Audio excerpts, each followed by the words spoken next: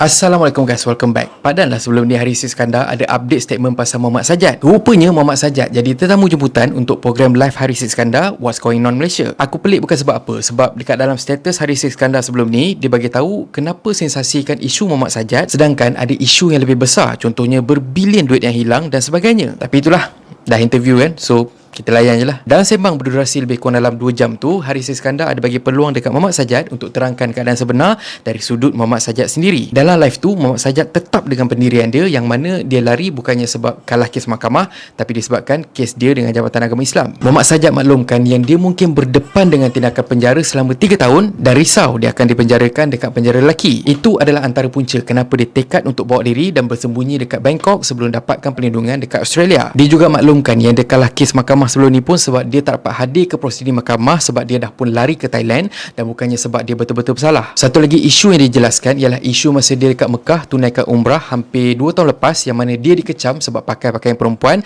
dan dikatakan tak hormat agama. Kata dia, dijelaskan pada mutawif pasal situasi dan keadaan dia dan diorang nasihatkan dia untuk kekal berpakaian wanita. Lepas tu bayar denda sebab berpakaian yang berjahit. Lebih kurang macam tu lah. Dia juga nafikan yang dia dihalau pihak berkuasa dekat sana sebab menghina kesucian agama. Dan satu point yang jadi highlight pihak media ialah bila Muhammad Sajat akhirnya mengaku yang dia ialah lelaki yang pilih untuk jadi wanita jadian. Saya yang dah memang trans woman, everything is a change already. Mesti saya akan rasa tidak selamat berada di dalam. Mereka akan letakkan saya dalam penjara lelaki. Satu lagi benda yang tarik perhatian aku ialah bila Haris Iskandar iktiraf Muhammad Sajat sebagai perempuan. You know what? Why don't I reach out to her and find out from her? I am so blessed and I'm so happy pada malam ini be my guest. Would it be my honor to be my guest? And she say yes. Pada aku, Haris Iskandar ialah seorang yang open, profesional dan neutral. Aku yakin juga Haris Iskandar seorang yang menyokong hak asasi manusia dan menghormati tetamu undangan. Jadi disebabkan tu penggunaan perkataan she memang confirm jadi pilihan Haris Iskandar. Dan jujur aku cakap sebab itulah aku tak suka perbincangan yang formal sebab aku kena patuh pada etika macam tu.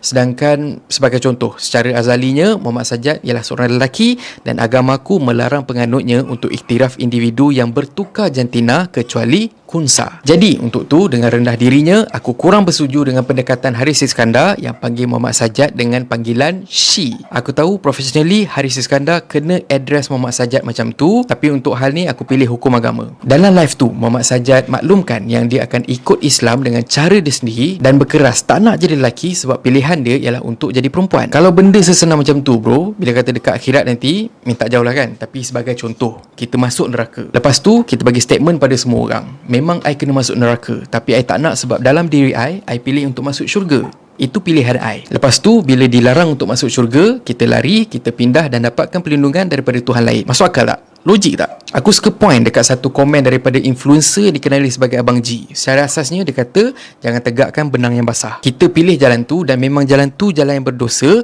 makanya kita tak perlu nak menangkan diri sendiri. Masyarakat masih lagi hormat dan bukan prejudis pada orang macam Muhammad Sajat. Sebab ramai je sebenarnya insan yang lebih kurang Muhammad Sajat tapi dihormati sebab dorang hormat orang lain. Anyway, Abang G ni pun dia lembut lah juga. Memang dalam hidup ni kita diberi pilihan dan setiap pilihan tu kita sendiri dipertanggungjawabkan. Tapi ada perkara yang kita tak boleh pilih dan jantina adalah salah satunya. Aku pernah kata sebelum ni, kita pilih untuk jadi berlainan jantina adalah disebabkan nafsu kita sendiri. Bukan naluri, bukan takdir. Aku cakap berdasarkan pengalaman sendiri yang pernah confuse juga waktu nak meningkat remaja. Sebab orang sekeliling ramai yang salah anggap aku ni perempuan.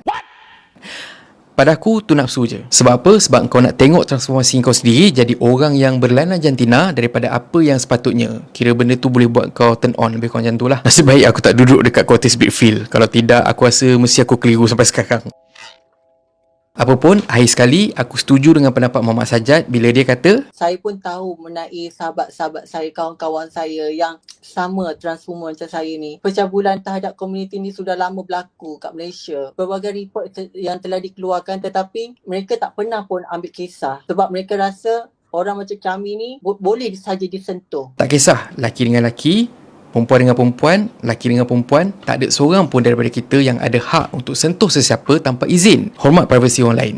Yang itu aku kena setuju dengan Muhammad Sajad. Apapun, tahniah dan terima kasih pada Haris Iskandar sebab berusaha untuk bagi ruang kepada Muhammad Sajad untuk bagi penerangan untuk lindung diri dia sendiri. Tuan dah jalankan tugas tuan dengan baik, walaupun banyak poin yang diperkatakan oleh Muhammad Sajad ni aku tak boleh terima. Dan kepada Muhammad Sajad, kau dah duduk dekat Australia tu, sebahagian netizen kata lantak kau lah, biar kau terlungkup dekat sana tu dan kau bukan masalah Malaysia lagi. Tipu lah kan kalau kata aku tak rasa benda macam tu pada awalnya. Tapi demi Allah, pada aku sendiri, aku sangat berharap perpindahan kau ke sana akan jadi sebab untuk kau temui sesuatu yang dekatkan diri kau dengan Allah SWT dan agama Islam, dan Allah bukakan pintu hati kau untuk betul-betul berubah. Kau saudara seagama aku, dan selagi kau bernafas dan buat silap, selagi itulah kami dipertanggungjawabkan untuk betulkan kau. Dan akhir kata pepantun, walau lari lain benua, Tuhan kita tetap serupa, tukar jantina dapat dosa, yang menggalak kongsi sama. Dan kalau korang suka konten yang ada dalam channel ni, please consider to subscribe. Okay, so thank you very much for watching and have a nice day. Assalamualaikum.